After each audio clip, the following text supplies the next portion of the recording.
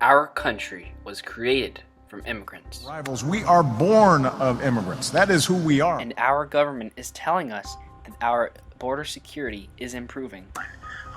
When it comes to border security, I think anyone who looks at this honestly will note the tremendous strides we have made in the past 4 years in protecting our borders. In fact, they have never been better enforced than they are now. And that border now is as secure as it's been in the last 2 decades. Doesn't mean we don't have more to do. There's always more to do, but it's really been an unprecedented historic effort. However, as secure as our border may be, it hasn't protected us from all the illegal immigrants that are still entering from Mexico and Central America. According to the United States Department of Homeland Security, an estimated 11.4 million unauthorized immigrants lived in the United States in January of 2012. The men and women of the United States Border Patrol have one of the toughest jobs in federal law enforcement. The complex challenges we face in 21st century law enforcement are more difficult than I've seen in my 30 years of my career. The threat environment is constantly evolving, and this demands that we do the same. This was never more evident than my assignment as the FBI Special Agent in charge of the El Paso Division in Texas. The unique environment facing law enforcement and the intelligence community along the southwest border are unparalleled. Illegal immigrants are bad for our country for multiple reasons. They increase our population, which makes it harder for actual American citizens to find jobs and housing.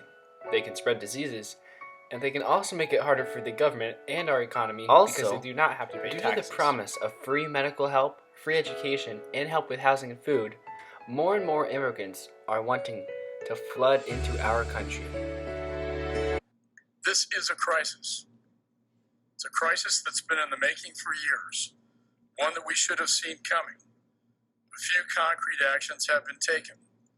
The Department of Homeland Security and the United States government as a whole has been slow to act, turning a blind eye to the warning signs.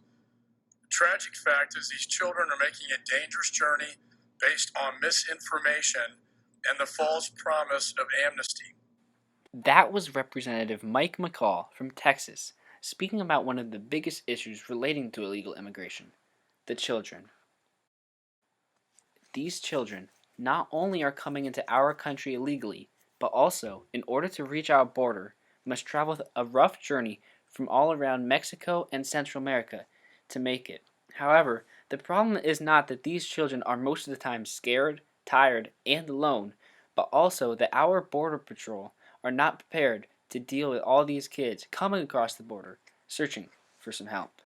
Another problem with immigration is how it affects our economy.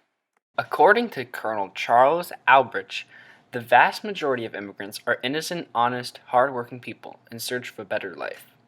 With an appropriate visa and guest worker program, they can find a better life and strengthen our economy. These people are quickly to be labeled and criticized as foreigners, and many Americans don't want them in their country.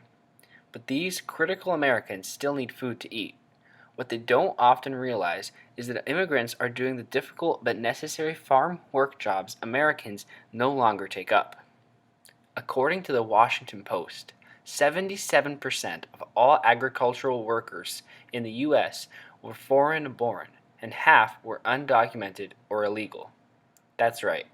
Un-American hands are tending the fields of American produce, and it's not such a bad thing.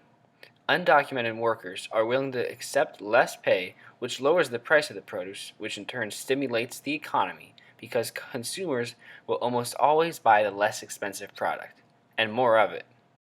There are a few moral problems here, however. The rights of the worker aren't protected if they are undocumented, and they are subject to physical and mental abuse. Furthermore, employers are incentivized to hire illegals over Americans because it's much easier not to register someone to work, and they can pay them less. The visa that is required to solve this problem already exists. It is called the H-2A visa. It is designed for seasonal migrant field workers.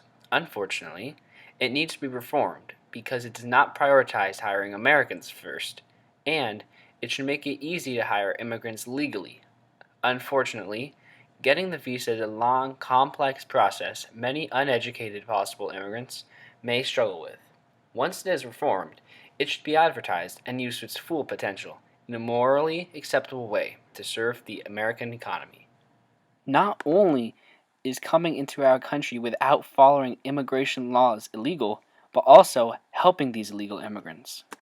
According to 8 U.S. Code 1324, anyone who knows someone is an illegal immigrant, yet still helps them or encourages them to enter into the country, along with helping them to remain in the country, can be punished through fines and imprisonment. However, President Obama has left the borders open and not had a punishment for the illegal immigrants and those who helped them. So obviously you feel that the Border Patrol might need more funding or... Really not. No? I think that everything you're seeing in the news is politically driven. The laws are already on the books. We don't need new laws. They just don't let us enforce the laws. And now, with the new President Donald Trump, this can be possible. First and foremost, he mentions his plans to build a wall along the southern border between the U.S. and Mexico. A Trump administration will also secure and defend the borders of the United States. And yes, we will build a wall.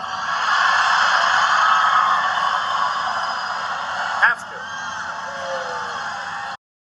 The next thing that Trump plans to do is to end the catch and release program. According to him, under a Trump administration, anyone who illegally crosses the border will be detained until they are removed out of our country. He also plans to do many other things, such as move criminal aliens out starting day one. He also plans to end sanctuary cities and terminate President Obama's 2 illegal executive amnesties. Finally, one of the best things for Americans is that he says he plans to reform legal immigration to serve the best interests of America and its workers, keeping immigration levels within historic norms.